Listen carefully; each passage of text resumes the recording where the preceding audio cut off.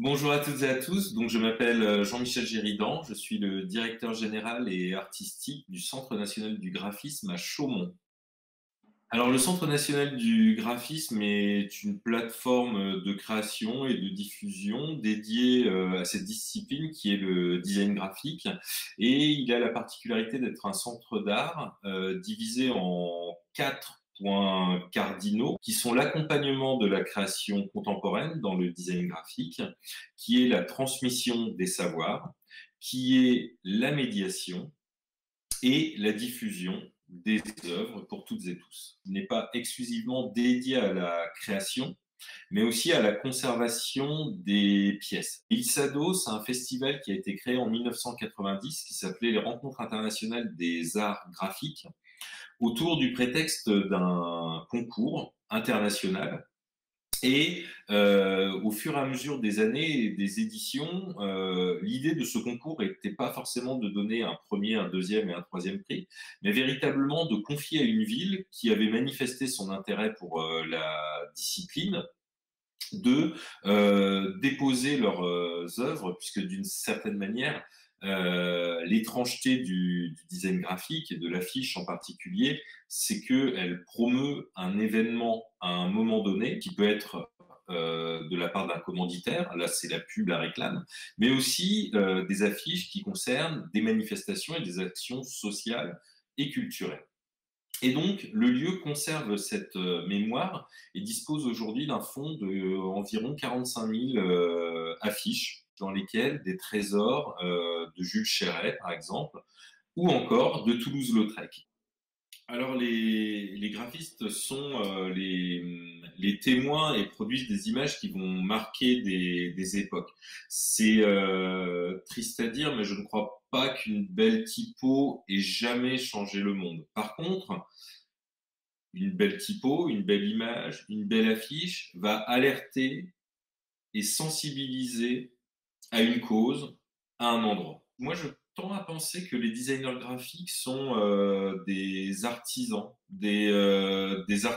parce qu'ils manipulent un savoir-faire, vont du côté de l'ingénierie, en fait, celle de la lecture, de la transformation des outils. Ils ont cette capacité de transmettre une idée et une pensée justement de commanditaire. Je ne connais aucun graphiste qui revendique l'autonomie propre de sa pratique. En fait, quand ça se passe bien, il co-crée les œuvres. En soi, la communication est l'un des champs du design graphique.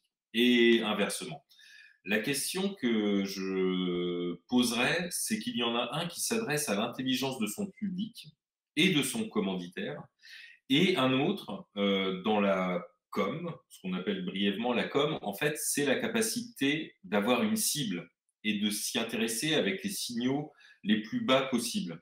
En somme, un designer graphique va tenter de comprendre l'inscription de son commanditaire et de rentrer en dialogue avec la personne et créer une image inattendue, réflexive et d'ouvrir un dialogue vers, tandis que la communication va être une injonction. Tu seras mieux si tu achètes. Alors, comment m'est venue l'envie de m'intéresser au design graphique? Ça vient de plusieurs endroits, mais je pense que le plus marquant pour moi, venant d'une petite ville de province et faisant partie de ce qu'on appelle pudiquement les publics éloignés de la culture, c'était les disquaires. Les disquaires où, lorsqu'on n'avait pas du tout accès au musée, en fait, notre musée, en fait, était les rayons des disquaires. Tous ces 45 tours, tous ces 33 tours ont véritablement constitué ouais, un parcours initiatique très, très, très intéressant. L'autre endroit du design graphique qui m'avait beaucoup intéressé, c'est une fois que j'ai découvert les musées, les médiathèques et autres, tout ce qu'il reste comme souvenir d'exposition, en fait, ce sont les livres. Les livres vers lesquels j'ai j'étais le plus intéressé en tant que néophyte, c'était ceux qui me semblaient être faits de manière intelligente, en fait. Ces ouvrages-là, ils avaient des aspects sculpturaux. C'était de véritables sculptures et les tenir et les saisir me faisait prendre conscience de quelque chose et donc d'entrer justement dans des œuvres d'art par le livre. Une fois trouvé un intérêt en fait pour une discipline, à savoir le champ de l'art, j'ai fait quelques études en école supérieure d'art et aussi à l'université, et où j'ai découvert des matériaux qui permettait de créer des images. Moi, c'était le code informatique en particulier. Et c'est vrai que j'ai été développeur et designer en fait d'interface, de sites web et d'applications pendant un temps. Et c'était quelque chose qui m'a véritablement fasciné, puisque c'est tout un nouveau territoire aujourd'hui qui est ouvert, celui de l'image, mais sans passer par les outils traditionnels ou alors ce qu'on appelle les outils propriétaires.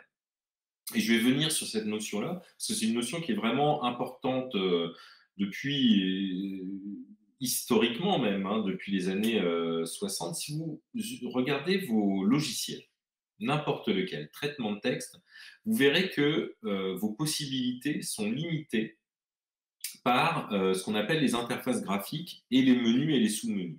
À un moment, on ne peut pas en mettre plus. Donc, en fait, votre travail est conditionné par des gens qui vous ont vendu ce logiciel.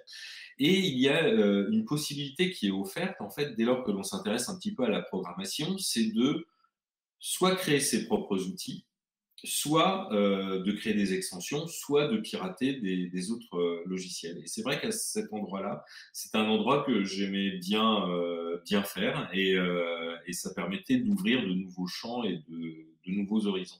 Et je vais signaler juste une chose, par exemple, si vous avez un téléphone mobile aujourd'hui, et même d'ancienne génération, il faut se rendre compte que cet outil sur lequel on joue aujourd'hui à Clash Royale, Fortnite et compagnie, il faut se rendre compte que la puissance de calcul de votre téléphone aujourd'hui est au moins 10 fois plus puissante que les supercalculateurs qui ont envoyé un homme sur la Lune. Et une fois qu'on reprend cette perspective vertigineuse, on se dit que ces nouveaux outils, en fait, permettent de faire, ouvrent un nouveau champ. La question maintenant, c'est notre propre capacité en fait à imaginer un futur avec ces outils-là.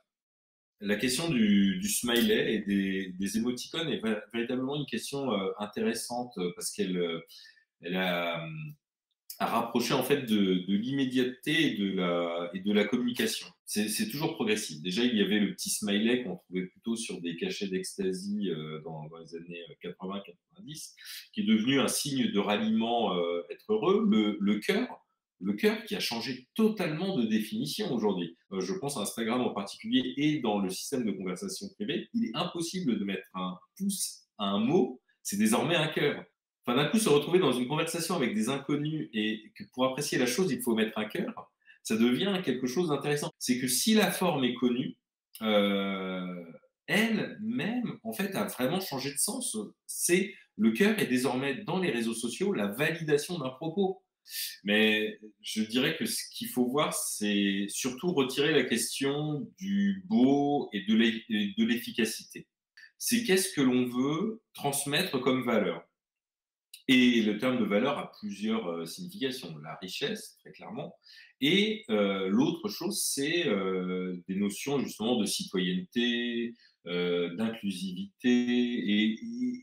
Et à mon sens, aujourd'hui, les bons graphistes sont ceux qui mettent leur talent de composition et de connaissance au service de causes ou de gens qui défendent des causes. Les designers graphiques, avec leurs commanditaires, en fait, luttent à empêcher en fait une uniformisation du monde. Et c'est d'autant plus intéressant dans une histoire de France. Et vous êtes dans le Hauts-de-France. Il y a le musée de la Mine, en fait, qui est pas très loin de la ville de Cambrai. Et on voit qu'en fait, c'était des populations immigrées. Et qu'à un moment, pour travailler ensemble, quand il n'y a pas la langue en commun, qu'est-ce qui reste? C'est l'image et des signes. Il n'existe pas de langage universel. Il n'existe pas d'espéranto des formes et des usages. L'un des exemples les plus communs que je connaisse, si vous voulez dire à quelqu'un de venir en Europe, vous allez tendre la paume vers le haut et faire ainsi. Le Japon, qui est un pays qui nous ressemble énormément par plein d'aspects, via l'imaginaire, la science-fiction, en fait, on rabat vers nous, paume vers le bas. Et dans tous les endroits, il y a ces va-et-vient. Moi, je suis pour l'élitisme pour tous, en fait. C'est comment une image, en fait, ne va pas être forcément comprise du premier coup d'œil, mais trouver soit un médiateur, parent, ami, qui va l'expliquer pour essayer de tirer toutes les personnes vers le haut, en fait. Avoir une lecture des signes qui soit efficace. Et c'est ce qu'on fait dans les écoles, et très bien en fait, pourvu que ça dure aussi longtemps que possible. L'une des ambitions de l'école à l'après-guerre française, à ma connaissance, c'est d'apprendre à apprendre. Et à mon sens, aujourd'hui, les bons graphistes sont ceux qui mettent leur talent de composition et de connaissance au service de causes. Il faut voir maintenant, et d'autant plus avec la mise en ligne, les sites internet, en fait, que la mémoire des événements dure plus longtemps. Donc en fait, il faut que l'affiche anticipe aussi son caractère mémoriel. Nous avons affiché chez nous, il y a très peu de temps, une affiche de Bruno Souêtre qui s'intitule La fin de la fin et qui traite justement d'un colloque où la Terre, à cet instant, avait déjà 6 milliards d'habitants. Et la question, c'est comment nourrir toutes ces personnes. Et ce sont des questions qui sont essentielles. Et je pense qu'un bon graphiste, en fait, c'est quelqu'un qui dialogue avec son temps, son époque, qui tient à présenter à ses concitoyens du monde, en fait, des alertes.